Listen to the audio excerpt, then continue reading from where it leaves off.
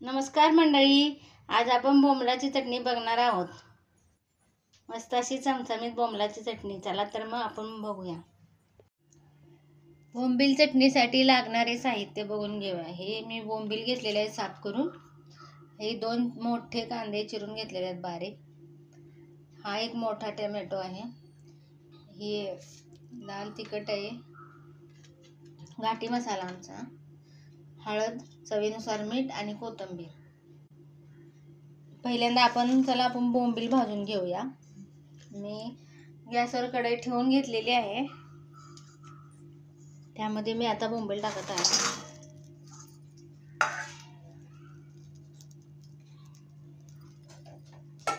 इकडे मी पाणी गरम करायला ठेवते।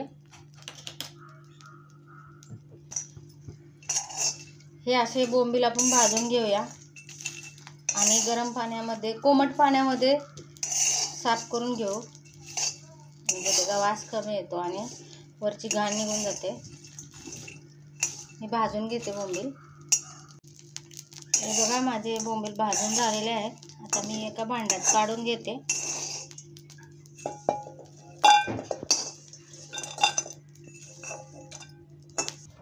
हे असे मी भांड्यात काढून घेतलेले आहे।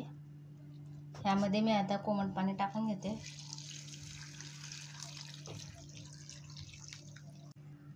हे असे 5 मिनिटं पाण्यामध्ये ठेवून देऊया। तोपर्यंत आपण इकडे बाकीची प्रोसेस करूया।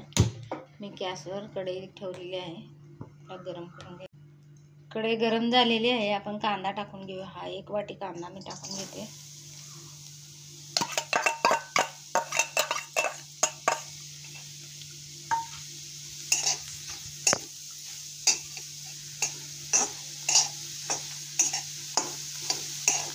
जरा परतून घेते आणि नंतर तेल टाकते।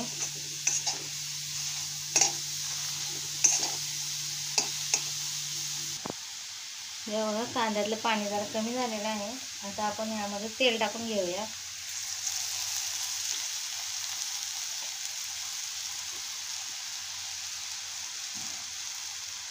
3 चमचे तेल टाकलेलं आहे मी। आता कांदा चांगला भाजून घेऊया।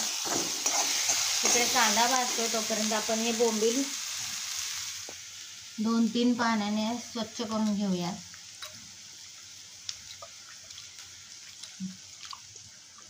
हे बघा, हे बोंबील मी असे 2-3 पाण्याने स्वच्छ धुवून घेतलेले आहेत। इकडे कांदा भाजलेला आहे। ह्यामध्ये आता टोमॅटो टाकून घेऊया। टोमॅटो परतून घेऊ।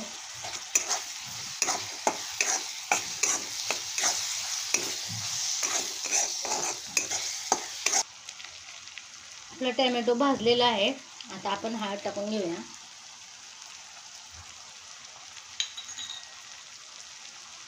हा आमचा सातारी कांदा लसूण मसाला टाकून घेते।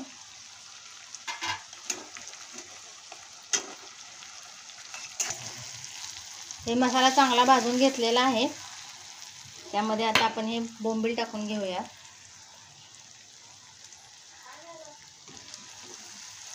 हे पहा, आपण आता बोंबील टाकून घेतो।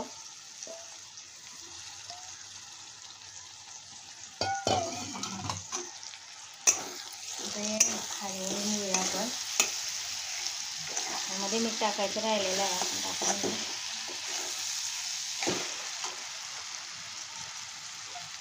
मीठ टाकून घेऊया। असं मस्त हलवून घेतलेलं आहे। आता आपण त्याच्यावर थोडंसं पाणी शिंपडून घेऊया आणि एक वाफ काढून घेऊया, म्हणजे मसाला बोंबलाला मस्त लागतो असा। एकदम थोडंसं